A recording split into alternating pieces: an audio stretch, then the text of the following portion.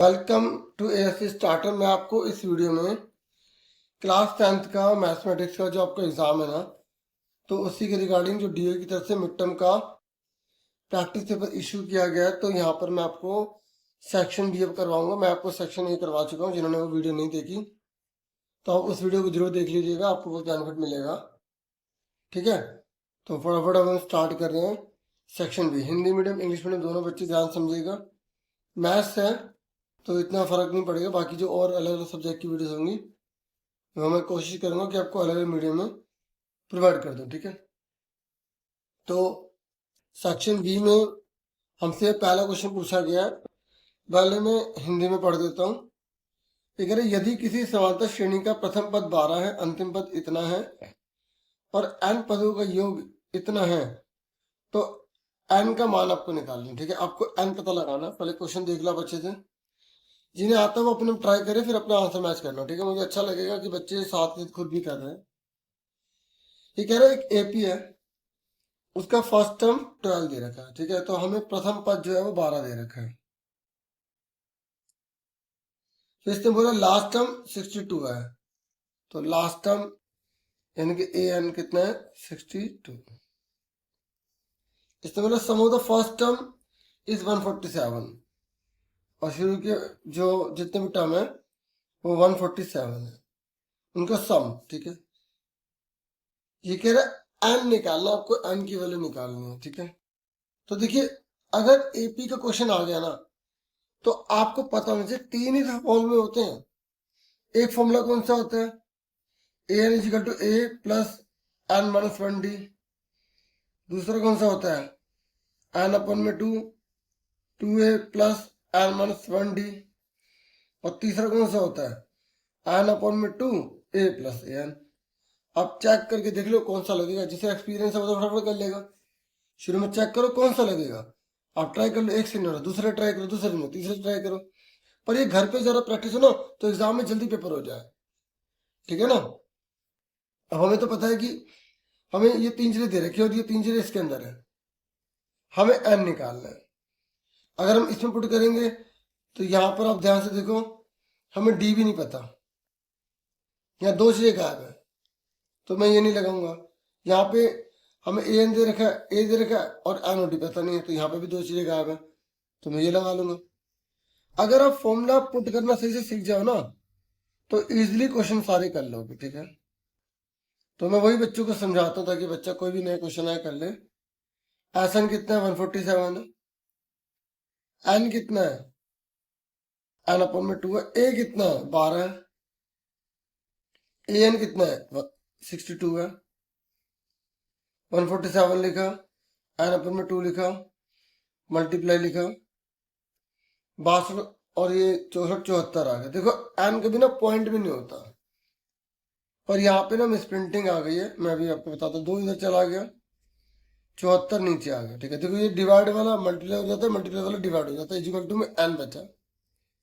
अब इसे काटो, देखो 2 3 जा 6, एक इसे दे दिया, 2 7 जा 14। ठीक है, अब जो है ना 37 से कटेगा नहीं, और एन पॉइंट में आ रहा, तो हम इतना छोड़ के आ जाएंगे, हम अटेम्प्ट करके आ जाएंगे कि हमारा ये आंसर आ रहा है। ठीक है, आप जो ऐसे पॉइंट में बताना चाहें तो आप बता सकते हैं कि भाई 147 को अगर हम डिवाइड करते हैं 37 से, तो हमारा जो है आंसर कितना आता है 3.977 आता है। तो आप इतना लिख के आ जाना, वैसे ही गलत है। ठीक है, क्योंकि टीचर ने क्वेश्चन बनाया होगा ना, उन्होंने खुद वेरीफाई नहीं किया, एन पॉइंट में नहीं आता। ठीक है, ये जैसे अगर मैं एन निकालना तो पॉइंट में आएगा, तो उसको अगला वाला नंबर एन ले लेते हैं। ठीक है, वो अलग क्वेश्चन होते हैं, जैसे नेगेटिव नंबर पूछता है। ठीक है, इस तरीके से आपकी बुक में ऑप्शन वाला एक क्वेश्चन है, उसमें हम डिस्कस करेंगे बाद में। ठीक है, ये कह रहे अगर ये नहीं करना तो आप ये कर सकते हो एग्जाम में। ठीक है, इंग्लिश में यहाँ पर आप देख सकते हैं, ये क्वेश्चन है आपके सामने, ये देखिए। तो जो दे रखा है उसी को लिखो, एस एन एन 2n-1। देखो ऐसा कोई भी क्वेश्चन आ जाए ना, अगर आप ऐसा देखो तो आपके लिए बहुत ईजी है। इसने बोला फर्स्ट 5 टर्म निकाल ले एपी के, सीधा सीधा क्यों नहीं बोल देता कि एपी निकालिए, एपी पूछ लेता है। अगर ऐसा कोई भी क्वेश्चन है, अगर आप एग्जाम में कर रहे हो तो आप एन लिखो, एन लिखो, 2n-1 लिखो, आप इसको दोनों से मल्टीप्लाई कर लो, इसको मल्टीप्लाई करो 2n का स्क्वायर आएगा, इसको इससे मल्टीप्लाई करो n। पहले ऐसे इक्वेशन बना लो, कोई भी ऐसा क्वेश्चन आ जाए एन वाला, फिर n इजिकल टू 1 2 3 पुटिंग करने पर, ठीक है, इंग्लिश में पुटिंग हो जाएगा, हिंदी में रखने पर हो जाएगा। n की जगह 1 लिखिए, दो n की जगह पहले 1 रखना है, ठीक है। ये आपकी ऐसी बुक में क्वेश्चन दे रखा है, तो ये हो जाएगा 2, 1 का स्क्वायर 1 -1, और 2 - 1 इजिकल टू कितना हो गया, 1 हो गया। फिर इससे बोले 2 रखिए, दो 1 की जगह 2 रखिए, दो दो दूनी 4 हो गया, -1 8 -1 कितना आ गया, 7 आ गया। अब S3 रखिए, तो अब देखो n की जगह 3 लिख रहे हैं, देखो यहाँ पर n की जगह हमने 1 रखा, यहाँ पे n की जगह हमने 1 ही रख दिया, तो यहाँ ना गलत हो गया, तो यहाँ पर 2 लिखना था, 6 आ गए।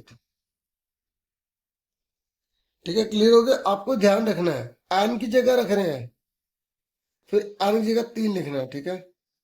तो यहाँ 2, यहाँ 3 3 9 हो गया, -3, 9 2 18, -3 59 है। देखो बच्चों, ये जो S1 होता है ना, ये A1 ही होता है, ये S2 क्या होता है, A1 + A2, ये S3 क्या होता है, A1 A2 + A3। तो अगर आपसे एपी पूछ रहा है या फर्स्ट 5 टर्म पूछ रहा है, तो आपको ए पता लग गया, S1 के बराबर होता है 1 आ गया। आपको A2 निकालना है, तो आपको S2 में से S1 घटाना पड़ेगा, दो जनों के टोटल में से एक को घटा दोगे तो A2 तो बचेगा, तो 6 - 1 कितना आ गया, 5 आ गया।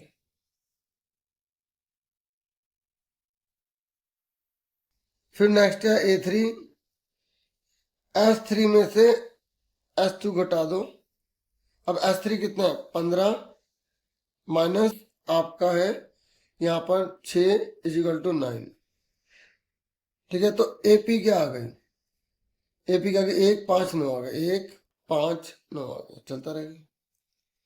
अब एपी में डिफरेंस बराबर होता है, देखो 1 में से 5 गया 4, 9 में से 5 गया 4, ठीक है, समझ में आ रही है मेरी बात। इसलिए 5 टर्म पूछे थे, तो अब लिख दोगे फर्स्ट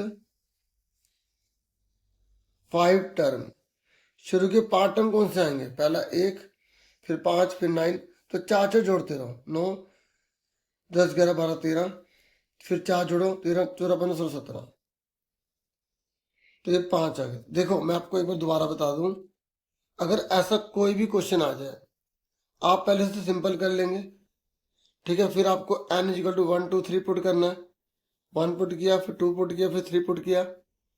ये जो S1 होता है इसे A1 कहते हैं, S2 A1 और A2 का टोटल होता है, S3 शुरू का 3 जनों का टोटल होता है, ठीक है। तो A कितना निकल गया, A2 कितना निकल गया, A3 कितना निकल गया, वैसे 2 ही काफी थे। अब एक शॉर्टकट ट्रिक सुन लो, देखो शॉर्टकट ट्रिक क्या है, जब भी ऐसा कोई भी क्वेश्चन देखो तो n के ऊपर जो पावर हमेशा 2 होगी, तो यहाँ पर जो भी नंबर होगा ना उससे मल्टीप्लाई कर देना, 2 दूनी 4, ठीक है। तो इस तरीके से यहाँ पर आपका D4 निकल जाएगा। कोई भी क्वेश्चन देख लेना, यहाँ पर n जरूर होना चाहिए, क्योंकि एपी तभी बन पाती है। तो इसको इससे मल्टीप्लाई करोगे तो आपका जो है डी निकल जाएगा। क्लियर हो गया। अब आ जाइए नेक्स्ट क्वेश्चन पर। ये कह रहा है आपको m की वैल्यू निकालनी है अगर इसके यूनिक सॉल्यूशन है। कितने सॉल्यूशन है, यूनिक, यूनिक मतलब होता है इसका एक ही सॉल्यूशन है।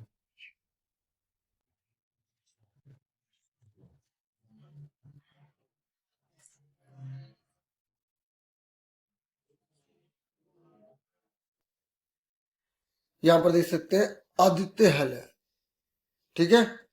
तो अद्वितीय हल है तो उसका फॉर्मूला क्या था, हमने एमसीक्यू में पहले ही कर लिया था ऐसा क्वेश्चन।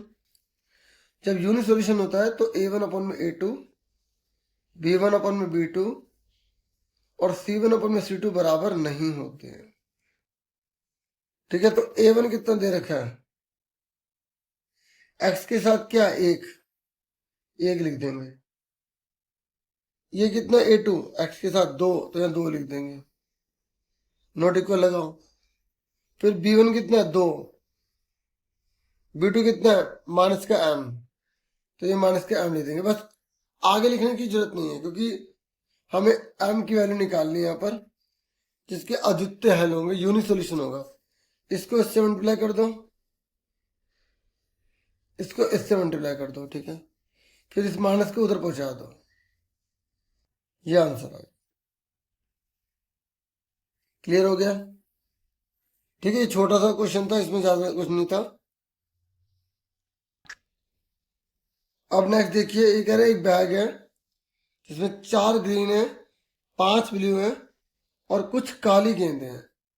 तो अगर प्रोबेबिलिटी वाला कोई क्वेश्चन आया ना, जैसे एक थैली में 4 हरी है, 5 नीली है, कुछ काली है, तो आप उसका बॉक्स बना लो। 4 क्या है हरी,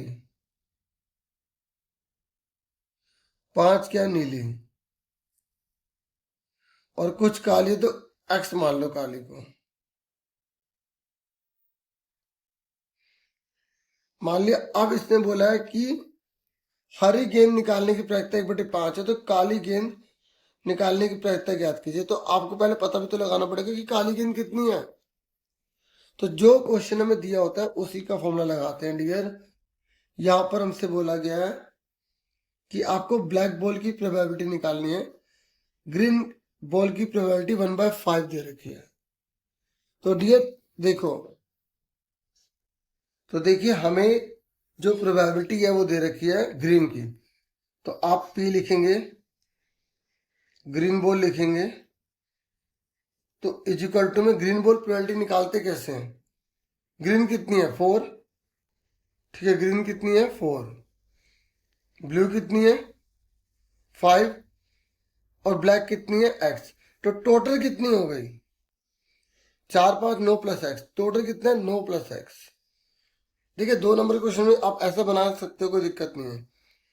तो जिसकी प्रोबेबिलिटी बोल रहे हैं यहाँ पे ग्रीन बॉल बोल रहा है, ग्रीन मतलब हरी गेंद, तो जब हरी गेंद बोल रहा है तो 4 यहाँ आ गया, टोटल कितना है 9 प्लस x। और इसका आंसर कितना दे रखा है हमें, यहां पर जहां से देखो 1/5 दे रखा, तो ये इसके बराबर लिख देंगे। ठीक है, क्लियर हो गया? देखो इसने ग्रीन बॉल बोला था, ग्रीन 4 टोटल नीचे आ गया, इज इक्वल टू में यहाँ पर 1/5 आ गया। 1/5 क्यों आया, यहाँ देखिए हमें ग्रीन बॉल की प्रोबेबिलिटी दे रखी थी। ठीक है, अब इसको क्रॉस मल्टीप्लाई कर देंगे, हमारा आंसर आ जाएगा। इसको इससे मल्टीप्लाई करो, इसको इससे करो, 9 प्लस एक्स, 5 4 20, 20 प्लस का 9 माइनस का हो जाएगा, 20 में से 9 जाएंगे, कितने बचेंगे 11। तो हमें पता लग गया कि ब्लैक बॉल कितनी है 11 है। अब हमसे बोला गया कि आपको ब्लैक बॉल की प्रोबेबिलिटी निकालनी है, तो आप प्रोबेबिलिटी लिखेंगे या खाली पी लिख दो, ठीक है, प्रोबेबिलिटी ब्लैक बॉल, हिंदी में प्रायिकता लिखोगे और काली गेंद लिखोगे। तो काली गेंद कितनी है 11 और टोटल नीचे कितना आ गया, टोटल कितना आ गया देखो, टोटल क्या है 11 में 9 जोड़ दो 20 हो गए। सिंपल सी बात है, बाकी बोले तो 9 थी ना टोटल, ये आंसर आ गया। ठीक है, अब उसके बाद नेक्स्ट क्वेश्चन है, देखिए अब मैं आपको 24 क्वेश्चन करवाने जा रहा हूं। यहां पर बोला गया एलसीएम जो 2 नंबर का है वो 14 टाइम्स बड़ा है, 14 टाइम्स बड़ा है उसके एचसीएफ से।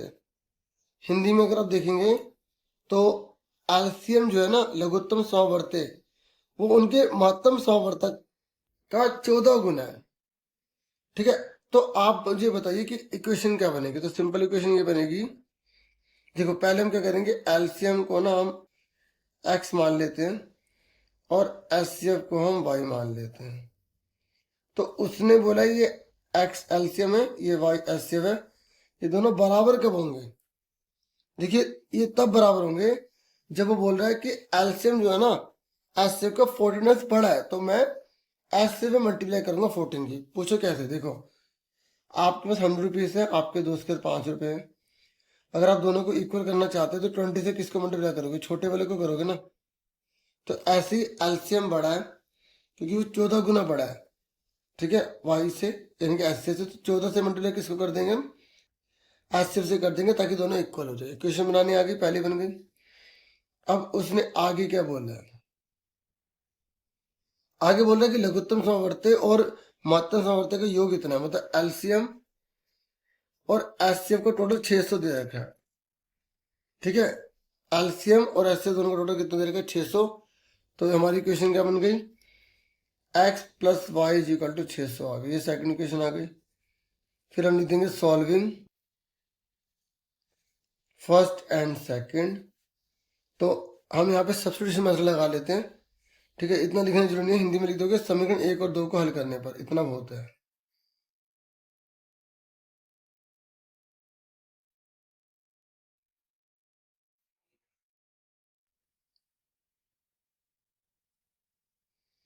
समीकरण 1 और 2 को हल करने पर, तो आप ध्यान से देखो x है ना, यहाँ पे 14y लिख देंगे। y की जगह y लिख दिया, इज इक्वल टू में कितना है? 600। 14 रे कितना हो गया? 15 हो गया। तो y कितने का आ जाएगा? ये मल्टीप्लाई वाला डिवाइड हो जाएगा, तो y कितने का आ गया? 15 4 जो 60, तो 40 आ गया। तो हमारा एचसीएफ 40 आ गया। तो एलसीएम कितना होगा? 14 से मल्टीप्लाई कर देंगे, तो 15 4 जो 56, 560 आ गया, ठीक है। तो अब आपने एचसीएफ कितना निकाल लिया? 40। एलसीएम कितना निकाल लिया? 560 निकाल लिया। अब इसने क्या बोला? इसने बोला है कि अगर एक नंबर 280 है तो दूसरा नंबर निकालिए। मेरी बात सुन रहे हैं? अब यहाँ पे आपको फॉर्मूला लगाना पड़ेगा जो आपने अपनी किताब में से पढ़ा था। क्या पढ़ा था अपनी किताब में? आपने पढ़ा था S F into LCM is equal to product of two number. Product of two number पढ़ा था ना हिंदी में। एस एफ इंटू एलसीएम बराबर दो संख्याओं का गुणनफल।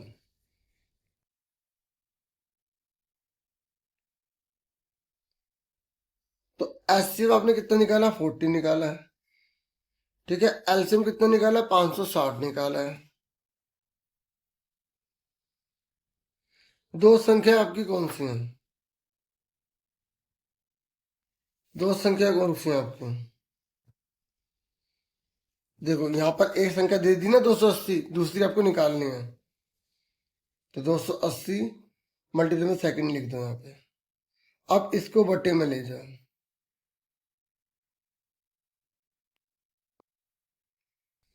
0 से 0 कट गई, ठीक है। 4 7 28, 4 7 28, 7 8 56। तो सेकंड यहाँ पे कितने का आ गया? 80 का आ गया, ठीक है। इस तरीके से आपको करना। अब देखिए ये और वाला क्वेश्चन करवा रहा हूं। तो यहाँ पर आपको बोला गया, ये हिंदी में लिखा है, क्वेश्चन समझोगे ना आंसर आराम से कर लोगे। ये कह रहा है कि ना सेल की जाती है कलर पेंसिल की, ठीक है। और जो कलर पेंसिल है ना उसके एक पैक में 24 पेंसिल आती है, ठीक है। तो यहाँ पे जरा मैं लिख लूँ, एक पैक में कितने आते हैं? 24 आते हैं, ठीक है। कलर पेंसिल आती है सीपी। और जो क्रेयॉन्स है ना वो एक पैकेट में 32 आते हैं। कितने आते हैं? 32 आते हैं क्रेयॉन्स आते हैं। ये कह रहा है अगर आप फुल पैक रखना चाहते हैं, मतलब पैकेट इनके रखना चाहते हैं, मतलब 24 ही हो, जैसे 24 हो, 24 हो, 24 हो, लेकिन आप चाहते हैं कि पेंसिल और क्रेयॉन बराबर हो जाए, तो आपको कितने पैकेट दोनों के चाहिए होंगे? देखो ऐसा क्वेश्चन ना बहुत इजी होता है। इसने बोला कि दोनों में जो है ना पेंसिल और क्रेयॉन बराबर होना चाहिए। तो 32 का आप पहाड़ा लिखो और 24 का पहाड़ा लिखो। 24 एकम 24, 14 48, फिर उसके बाद 24 और जोड़ते चले जाओ। ठीक है, सुन रहे मेरी बात? तो अगर आप कहो यार सर ये आप कितना बड़ा क्यों कर रहे हैं, ठीक है, तो मैं आपको थोड़ा सा बताने की कोशिश कर रहा हूँ। जैसे 32 आ गया, 32 का 64 हो गया, मतलब जब तक दोनों में सेम नंबर ना आ जाए। 64 हो गया, फिर उसके बाद 32 और जोड़ दिया हमने, ठीक है, तो ये आ गया। तो देखो ये आ गया ना 96। दोनों में पेंसिल और यहाँ पे कलर बराबर हो गए, लेकिन इसके कितने पैकेट लगे? 1 2 3 4 पैकेट लगे। इसके कितने लगे? 1 2 3 पैकेट लगे। ये आंसर आ गया। यही बताना था। पर एग्जाम में कैसे करेंगे, हमें कैसे पता लगेगा कि कौन से चैप्टर से है? तो ये मैं आपको बता दूं, फर्स्ट चैप्टर के बेस पर है। जब हमें मिनिमम पता लगाना पड़ता है तो हम एलसीएम निकालते हैं। अब आप देखोगे कि क्या मिनिमम तो कहीं नहीं लिखा, लेकिन हम खुद सोचेंगे ना कि कम से कम कितनी पेंसिलें और क्रेयॉन लें कि दोनों बराबर हो जाए। तो कम से कम हमें ये लेना पड़ेगा 96। अब हम देखो इसे एलसीएम से करके दिखाएंगे। अगर कंसेप्ट पता लग गया डियर, आराम से कर लोगे। मैं बच्चों को कंसेप्ट बताने की पूरी कोशिश करता हूँ, ठीक है। और पर आ जाइए। तो आप देखिए 24 है और दूसरा कौन सा है हमारा? 32 है। हम इसके प्राइम फैक्टर कर लेंगे। क्या कर लेंगे? Prime factor. ज़्यादा डिटेल लिखने की कोई जरूरत नहीं है, 2 नंबर का क्वेश्चन है। टीचर जो है स्टेप वाइज नंबर देंगे। 24 है, ठीक है। 2 2 जा 4, 4 2 जा 8, 8 3 जा 24। 32 के करो। 2 2 जा 4, 2 जा 8, 2 जा 16, 2 जा 32। अब इसका एलसीएम निकालना है। तो एलसीएम निकालोगे तो क्या आएगा? पहले जो सेम है वो लिख लेंगे,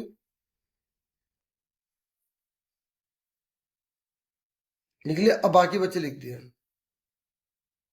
तो अब मल्टीप्लाई कर लो।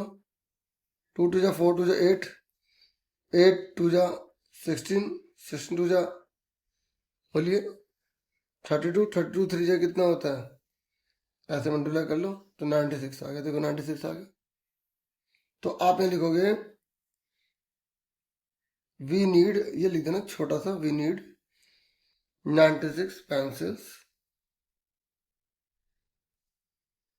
एंड 96 crayons, ठीक है। और फिर अब हमसे पूछा क्या? मेन तो पूछा क्या? नंबर ऑफ पैक्स निकालने हैं आपको, मतलब नंबर ऑफ पैकेट्स निकालने हैं, ठीक है। नंबर ऑफ पैकेट्स ऑफ किसके निकालने पैकेट? पहले निकालना है पेंसिल के। तो पेंसिल के कितने पैकेट निकलेंगे बताइए? ये जो 96 है इसको डिवाइड कर देंगे। एक पैकेट में कितनी पेंसिल है? 24 है। तो 96 पेंसिल लिए तो कितने पैकेट लग गए? बताओ कितने लग गए? 4 लग गए, ठीक है। मैंने आपको देखो शॉर्ट बता दिया था ऐसे ही। नंबर ऑफ पैकेट्स ऑफ, यहाँ पर क्या है हमें क्रेयॉन्स दे रखे हैं। अब बताओ इसके कितने पैकेट लगेंगे? भाई एक पैकेट में कितने आते हैं? 32, 32 से डिवाइड कर दो तो कितना आ गया? 3 आ गया। तो इस तरीके से 4 3, थोड़ा अच्छे से लिख लेना, ठीक है। क्लियर हो गया? ऐसे एग्जाम में करके आना है, पूरे मार्क्स मिलेंगे। अब कोई क्वेश्चन आया कर लोगे ना। अगर एचसीएफ निकालना होगा तो वो मैक्सिमम की बात करेगा। अगर कम से कम वाली बात आएगी तो आपको एलसीएम निकालना होगा। मिनिमम के लिए एलसीएम होता है और मैक्सिमम के लिए आपका एचसीएफ होगा।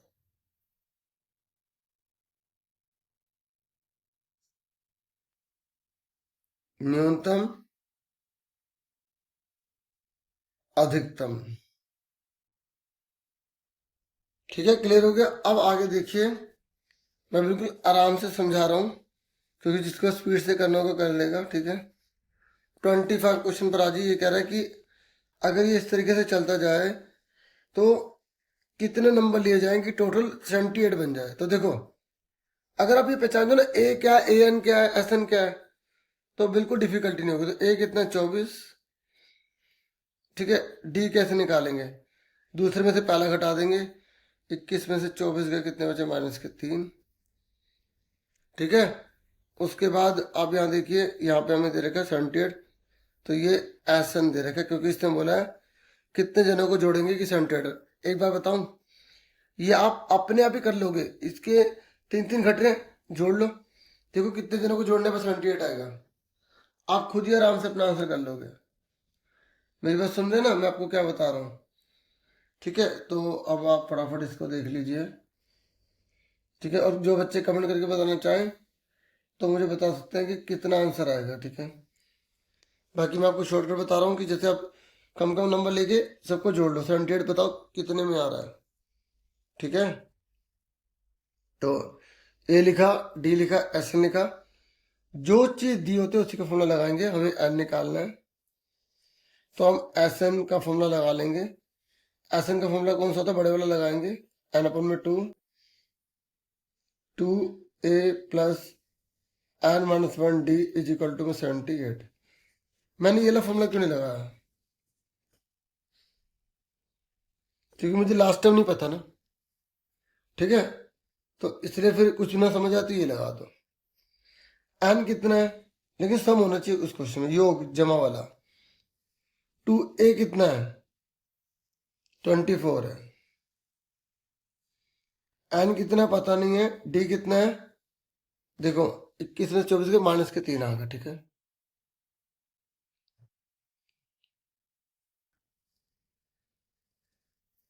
अब यह एन बाय 2 लिखा।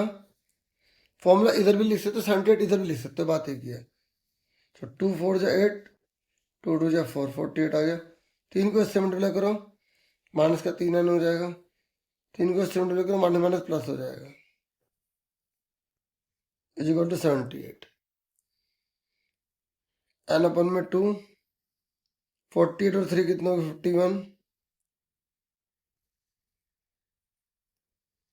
78 आ गया। ठीक है, अब इस 2 को उधर ले जाओ, क्योंकि इसको उधर ले जाने से रहेगा। ठीक है, ये डिवाइड में उधर जाके मल्टीप्लाई हो जाएगा। ठीक है, एन को इससे मल्टीप्लाई कर लो, इसको इससे मल्टीप्लाई करो 51 एन, इसको इससे मल्टीप्लाई करो माइनस का 3 एन का स्क्वायर। 78 डिवाइड वाला जाके मल्टीप्लाई हो जाएगा। तो ये कितना आ गया? 51 एन 3 एन का स्क्वायर। 2 8 16, 2 7 14 1 15, 156 आ गया।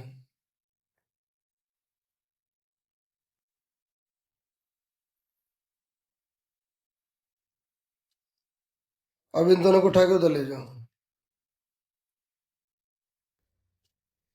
ये ना माइनस का जाके क्या हो जाएगा? प्लस का। देखो मैं ना इसको उधर ले जा रहा हूँ। प्लस का 51 एन इधर जाके क्या हो जाएगा? माइनस का। और इज इक्वल टू में क्या? 156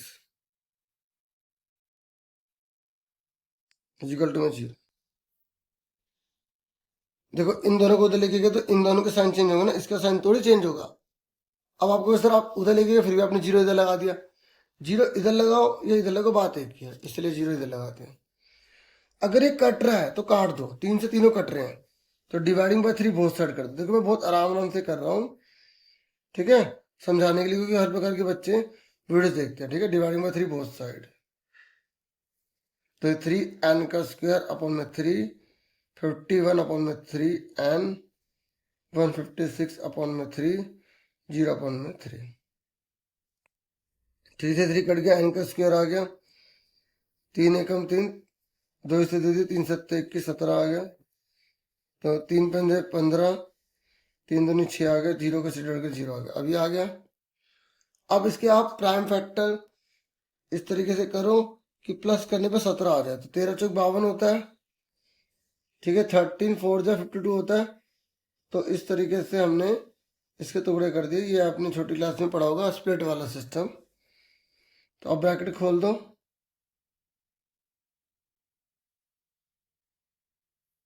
अब 2 ग्रुप बन गए। इसमें क्या कॉमन है? एन कॉमन है, एन माइनस 13 आ गया। इसमें 4 कॉमन है। ठीक है, तो एन माइनस माइनस प्लस हो गए, माइनस प्लस माइनस। तो 4 एकम 4, 4 ते 12 आ गए। ये दोनों सेम है, एन माइनस 13, एन माइनस 4। ठीक है, इक्वल टू में क्या आ गया? 0 आ गया। ठीक है, क्लियर हो गया। अब सुनो, अब दोनों सॉल्व करो। एन माइनस 13 उधर जाके क्या बन जाएगा? जब इक्वल के उधर जाएगा। ठीक है, मैं अगले पेज पे कर देता हूँ। देखो n माइनस 13 जब इक्वल के उधर जाएगा तो n बराबर 13 हो जाएगा। n माइनस 4 उधर जाके 0 होगा तो इधर जाके प्लस का हो जाएगा। ये नॉट पॉसिबल लिखेंगे, क्यों? क्योंकि आप खुद सोचो, ये 13 नंबर जाने पर ही बहुत माइनस में चला जाएगा। देखो इसने 78 बोला था, मैंने क्या कहा था, आप ऐसे सवाल को बिना इतना बड़ा सॉल्व किए कर सकते थे, पर फिर आपको 1 मार्क्स मिलता, क्योंकि सॉल्व करने के तो नंबर है ना। अब देखो चेक कर, देखो यहाँ 24 है, 21 जोड़ने पर बोल रहे ना, कितने जनों को जोड़ेंगे? 18, 3 और कम कर लो 15, इसको जोड़ो, 4 1 5 8 13, 13 5 18, ऊपर 1 हासिल, 2 4 5 6 7 78 आ गए।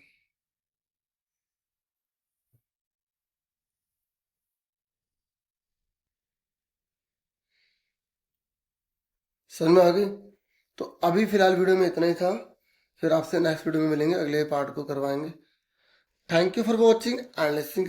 Take care dear students.